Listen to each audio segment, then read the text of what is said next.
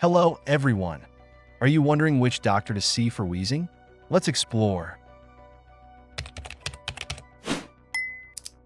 Wheezing can be caused by many things, such as asthma, chronic obstructive pulmonary disease, or bronchitis.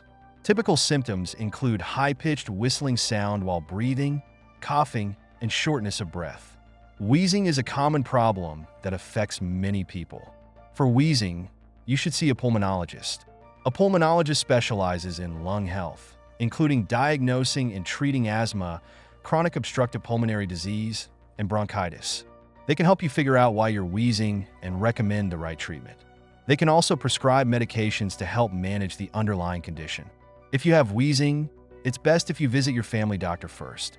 Your family doctor would be able to examine your wheezing problem and refer you to a pulmonologist. Please like the video and leave a comment to support my job. Thank you for watching and see you later. Goodbye.